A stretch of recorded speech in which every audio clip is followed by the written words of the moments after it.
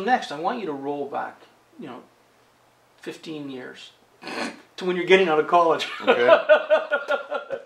You're a brand new student, right? Yep. You just spent 3 years, blood, sweat, and tears. Yep. Drank more beer than you ever thought existed on the face of the earth. And Dad and Mom said, "Hey, congratulations, new grad. And by the way, we're turning your room into, they sold the house on me. Sold I had the no house. room. They downsized as soon as I left. Yeah. So now you got to get a job. Yep. So if you're, it's 2011 right now. Yep. How would you go about getting a job? I mean, all the social media stuff that everybody talks about, there's 1,000 different sites. What would you do? Oh, great question. And and I wish I knew then what I know now. Now, of course, the problem is what dinosaurs rule. Exactly. And of course, even in those days, I'm embarrassed to admit it, the internet didn't really exist. So maybe it wouldn't have worked. What I would do now is I would look at things like, it's the classic, how do I get noticed? How do I stand out? And followed by, what do I have to contribute that makes me a worthwhile hire? So in my terms, are you saying figure out what your value is, and then Yes. figure out who the buyers are, the top 10 targets for buying you? Yes, and I'll go one step further. And getting hired is like selling, and it's like marketing. It's hence guerrilla marketing. There's something that we all do that most people don't realize we do, and I'll tell you that in a second. And your first job is to address this issue. So the thing we all do is we all put up our barriers. We're all cynical, and we don't trust anybody until we get in a relationship with them. So until somebody has earned our trust, Okay. I'm just taking everything you say for granted. All right? But once I've earned your trust and you say the exact same thing, it means 10 times the So amount. it's sort of like the day after the first date, if it went well. Day after the first date. Buying a car. How many people trust the sales guy the first time they come up and say, hi, how are you, right? You don't. Yeah. And then you quickly do an assessment over the course of the conversation about how they interact with you. Are they just being slimy and going for the sale, and they're using every cliche line going, and you notice their personal grooming habits aren't the best, or maybe they're being a little less pushy, and they're actually trying to understand the type of vehicle you want, and they're asking you probing questions, and they're giving you options, maybe within your budget, maybe some below, some above, but they're giving you some choice, and you're not being forced into something. They're actually helping you. They're helping you figure out what's best for you. They're being So what's this got to do with job hunting? Your prospective hires, employers, are you trying to buy a car.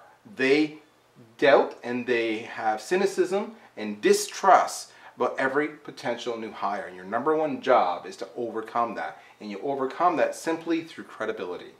The day I just got out of college. I know, but you still know stuff. You've had 3 years at least, 2, maybe 4 or more of honing your skills. You've got opinions. Doesn't mean your opinions are right. That's irrelevant. You've got opinions. So, what do? You go on LinkedIn and you answer questions. You go ask questions. You get involved in discussions.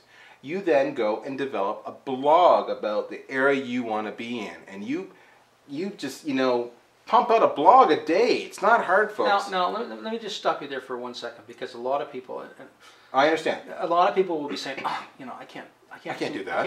I can't write a blog. Yeah. And we suggest to people, if you're not ready to pump out a blog a day, a posting a day, maybe what you should do is find people that have a blog that deals with the issues that you want to be found for, and comment meaningfully, not just I agree, but meaningfully on their blog. Is that still a good way to do it? That's still a good way, and you can go one step further. You go on a social media platforms like Twitter and say something, this fellow understands blah, and link to that article. So it's not your article, but you're commenting and you're endorsing, or I disagree with this point of view. This is a common mistake. Check this article out. What do you think?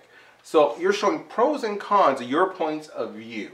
All right, and here's, make it simple. Your blog can be about somebody else's blog. So I just read so-and-so's blog, and I like that they said X, Y, and Z, but I disagree, and I think they should have done A, B, and C.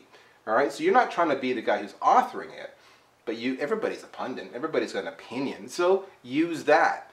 All right, so by building the blog, by being on Twitter, by doing LinkedIn, you can then turn around and on your resume, you can fundamentally not only list your educational elements, but you can actually have links to, or if it's a digital resume, you can actually have live links to all your most recent Twitter posts, or all your most recent LinkedIn posts, or all your blogs.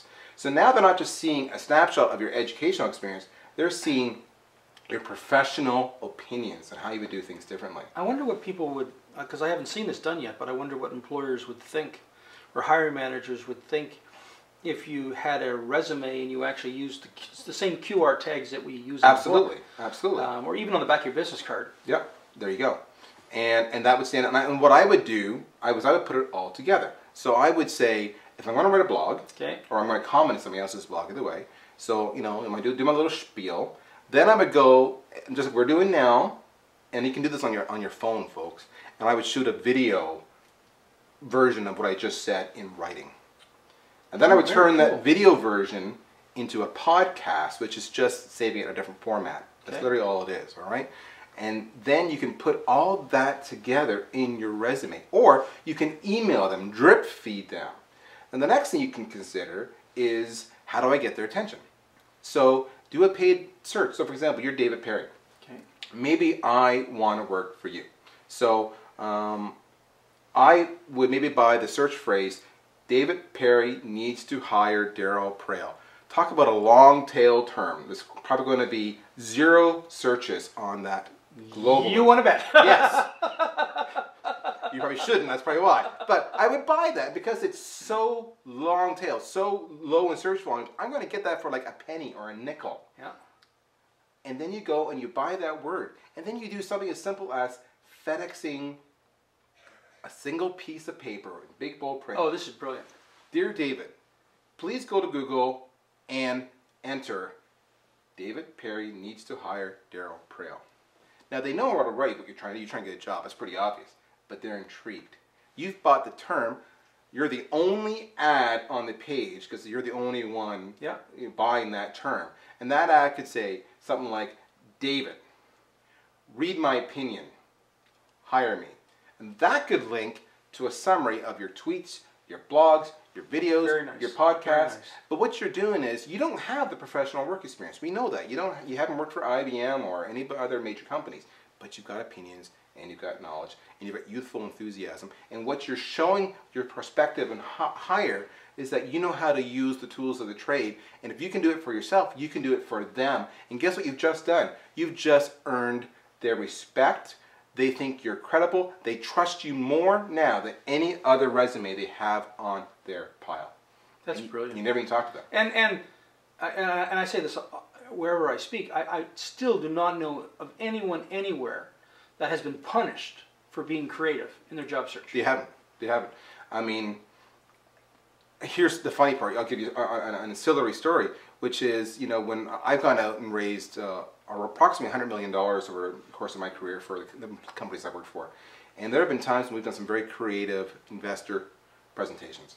And I have had 30% of the time the investors react very negatively to my presentation. Oh, I don't like the way you did that. Your deck is wrong. You haven't followed the formula. You know, I can't use that. They're not listening to the content. Okay, guess what? I still raised $100 million. So that's the point we're trying to make here is, don't worry if that small percentage who are not going to react well, the rest will, and those are the ones you want to work for.